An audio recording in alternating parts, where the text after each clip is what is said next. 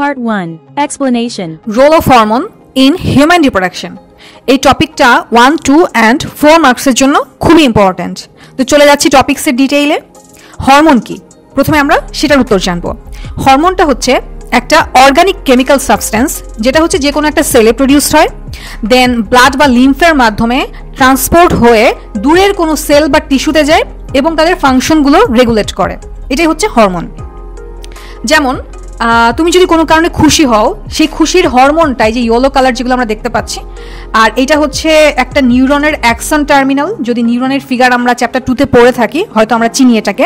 তো এই action terminal থেকে তোমার সেই খুশির যে হরমোনটা, সেটা আরেকটা অ্যাকশন টার্মিনালে যাবে। এভাবে এক নিউরনাল সেল থেকে আরেকটা নিউরনাল সেলে পাস হতে হতে তোমার পুরো বডিতে সেই খুশির যে আমেজটা, সেটা হচ্ছে পৌঁছে দিবে।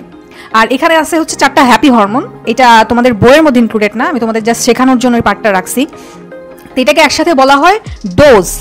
ডিতে ডোপামিন, ওতে হচ্ছে অক্সিটোসিন, ইতে অ্যান্ডোরফিন, এসতে হচ্ছে সেরোটোনিন।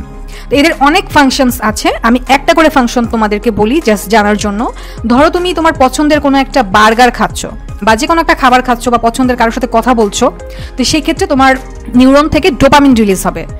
তারপর ধরো তোমাদের বাসায় তোমার কোনো একটা কাজিন আসছে, পিচ্চি বাচ্চা, অথবা তুমি হয়তো বিড়াল পোষো বা ভালোবাসার কোনো মানুষ, তাকে যদি তুমি হাগ করো অথবা তার সংস্পর্শে থাকো, তখন হচ্ছে অক্সিটোসিন হরমোন রিলিজ হবে।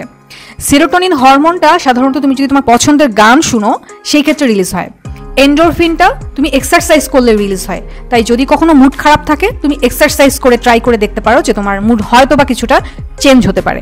হিউম্যান রিপ্রোডাকশনের ক্ষেত্রে যেসব হরমোনাল গ্ল্যান্ড ইম্পর্টেন্ট ভূমিকা রাখে, তার নামগুলো আমরা ফার্স্টে দেখি।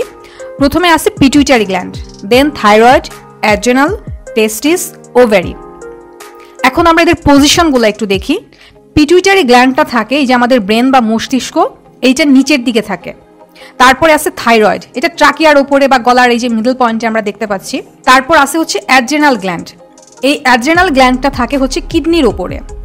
দেন ফিমেলদের ক্ষেত্রে রয়েছে ওভারি, ফিমেল রিপ্রোডাক্টিভ অর্গান, এবং মেলদের ক্ষেত্রে রয়েছে টেস্টিস। এখন আমরা এগুলোর এই গ্ল্যান্ড থেকে কি কি হরমোন রিলিজ হয় এবং তাদের ফাংশনগুলো কি রিপ্রোডাকশনের ক্ষেত্রে, সেটার ডিটেলটা দেখব। তো প্রথম যে গ্ল্যান্ড আছে সেটা হচ্ছে পিটুইটারি গ্ল্যান্ড। এটা হচ্ছে ব্রেইনের নিচের দিকে থাকে, এটা আমরা একটু আগে দেখেছি। এটা থেকে অ্যাকচুয়ালি অনেক হরমোন রিলিজ হয়। তো আমরা এখানে রিপ্রোডাকশনের ক্ষেত্রে যেগুলো প্রয়োজন শুধু সেগুলোই লিখেছি। তো প্রথমে আমি বলি gonadotropic hormone, growth hormone, producer hormone, prolactin, অ্যাড্রেনোকর্টিকোট্রপিক hormone, follicle stimulating hormone. তো এগুলোকে তুমি শর্টকাটসে মনে রাখতে পারো জিপিএ এফ দিয়ে বা জিপিএ 5 যেটাই বলো। জি দিয়ে এই যে 2টা হরমোন আছে, প্রথমে পি দিয়ে 2টা নাম আছে, এ দিয়ে একটা নাম আছে, এফ দিয়েও কিন্তু একটা নাম আছে। তো এভাবে তুমি হচ্ছে অনেক হরমোন যদি থাকে বা অনেকগুলো পয়েন্টস মনে রাখার ক্ষেত্রে এই মেথডটা তুমি ইউজ করতে পারো। তারপর আসে এটার ফাংশনগুলো কি। Maturation of ovarian follicle. এখন আমরা জানবো ওভারিয়ান ফলিকল জিনিসটা আসলে কি। এই যে এটা হচ্ছে মেয়েদের ওভারি, এটার ভেতরে যে গোল গোল বা জিনিসগুলো, এগুলো হচ্ছে তোমার ওভারিয়ান ফলিকল। এটার ভিতরেই মেনলি হচ্ছে ওভাম প্রোডাকশন হয়। হ্যাঁ, এটা ডিটেইল তোমরা হয়তো এইচএসসি-তে পড়বা। তারপরে আসি regulates growth of reproductive gland, secretion and function. তো একটা ছোট মেয়ে বা ছেলে যেই হোক, সে বড় হওয়ার সাথে সাথে তার কিন্তু বডির সকল পোর্শন, রিপ্রোডাক্টিভ গ্ল্যান্ড বা অর্গান সবকিছুই কিন্তু আস্তে আস্তে বড় হয় বা গ্রোথ বাড়তে থাকে। তারপর হচ্ছে stimulates mammary gland growth and milk secretion. এখন ম্যামারি গ্ল্যান্ডটা কি? দুগ্ধ গ্রন্থি, যেখান থেকে হচ্ছে মিল্ক প্রোডাকশন হয়, এটাকে বলা হচ্ছে ম্যামারি গ্ল্যান্ড। তারপর আছে হচ্ছে ইউটেরিনাল কন্ট্রাকশন। নেক্সটে আসি হচ্ছে থাইরয়েড গ্ল্যান্ড। এইটা থেকে থাইরক্সিন এবং ক্যালসিটোনিন হরমোন রিলিজ হয়, যেটা হচ্ছে আমাদের বডির normal growth, metabolic activities, sexual character, এই জিনিসগুলো রেগুলেট করে এবং আমাদের ব্লাডে যে ক্যালসিয়াম লেভেল আছে সেটাকেও কন্ট্রোল করে। আচ্ছা, তারপর আছে অ্যাড্রেনাল গ্ল্যান্ড, যেটা আমরা দেখলাম কিডনির উপরে থাকে। তো মনে করো যে তুমি হচ্ছে কোনো একটা জঙ্গলে তোমার ফ্রেন্ডদের সাথে ঘুরতে গেছো। তো এখন তোমার পায়ে কোনো কারণে ফ্র্যাকচার হয়েছে। এখন ধরো তোমার বনের ভেতর থেকে বাঘের হুঙ্কার শোনা যাচ্ছে। তো অ্যাজ ইউজুয়াল সবাই ভয় পাবা, উঠে দৌড় শুরু করবা। তো ওই সময় কিন্তু তোমার পায়ে ব্যথা, বাট তারপরেও তুমি দেখবা যে উঠলে মানে খুব জোরে দৌড়াতে পারতেছো। এটার একমাত্র কারণ হচ্ছে যে অ্যাড্রিনাল গ্ল্যান্ড থেকে যে হরমোনগুলো রিলিজ হয় এগুলো ফ্লাইট মোডে অনেক বেশি অ্যাক্টিভ থাকে, যেটা তোমাকে সাডেনলি এনার্জি প্রোভাইড করে এবং তুমি সেই অসম্ভবকে সম্ভব করে ফেলতে পারো। ওকে, আচ্ছা, এটার পয়েন্টসগুলো হচ্ছে এসেনশিয়াল মেটাবলিক অ্যাক্টিভিটিসগুলো রেগুলেট করে, মেন্টাল এবং ফিজিক্যাল স্ট্রেস, এই যে একটু আগে যেটা বললাম যে তুমি ভয় পেলা বা যে কোনো স্ট্রেস মোমেন্টে তোমাকে রিলিফ পাইতে হেল্প করবে। তারপর রিপ্রোডাক্টিভ অর্গানিক ডেভেলপমেন্টে হেল্প করে, সেক্সুয়াল ক্যারেক্টার এক্সপ্রেস করতে হেল্প করে। আচ্ছা, দেন আসি মেল রিপ্রোডাক্টরি অর্গান টেস্টিসে। এইটা থেকে টেস্টোস্টেরন এবং অ্যান্ড্রোজেন হরমোন রিলিজ হয় একটা নির্দিষ্ট বয়সের পরে, যার ফলে হচ্ছে ছেলেদের মুখে গোফ গজায়, ভয়েস চেঞ্জ হয়ে যায়। মেল রিপ্রোডাক্টিভ অর্গানের গ্রোথেও এই হরমোনগুলো হেল্প করে।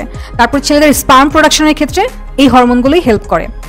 আচ্ছা, দেন মেল রিপ্রোডাক্টরি অর্গান সেটা থেকে রিলিজ যে হরমোন সেগুলোর নাম হচ্ছে এস্ট্রোজেন, প্রোজেস্টেরন, রিল্যাক্সিন। এই হরমোনগুলো ফিমেলদের সেক্সুয়াল ক্যারেক্টার ডেভেলপে হেল্প করে। দেন মেয়েদের মান্থলি যে পিরিয়ডের বিষয়টা এই জিনিসটাও হচ্ছে রেগুলেট করে।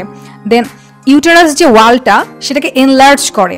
যখন এই যে বেবি হয় তখন ইউটেরিনের ওয়ালটা আস্তে আস্তে একটু বড় হয়ে যায়, দেন সেখানে হচ্ছে বেবি স্টে করতে পারে আর কি। Then plays role in ovum formation. তো ওভাম কি? ওভাম মানে হচ্ছে এগ বা হচ্ছে ফিমেল যে গ্যামেট সেটা। তো ওভাম প্রোডাকশনে কিন্তু এই অর্গানটাই হেল্প করে। লাস্টলি আমরা কথা বলবো প্লাসেন্টা নিয়ে, যেটা হচ্ছে ইউটেরিন লাইনিং এর মধ্যে থাকে। আচ্ছা, এখন এই যে ইউটেরিন ওয়ালটা আমরা দেখলাম, এই যে ভিতরে ইউটেরিন যে লাইনিংটা, এটার ভেতরে যে প্লাসেন্টার ভেতরেই বেবিটা অবস্থান করতেছে। প্লাসেন্টার সম্পর্কে আমরা পরের ভিডিওগুলোতে আরেকটু ডিটেইল স্টাডি করব।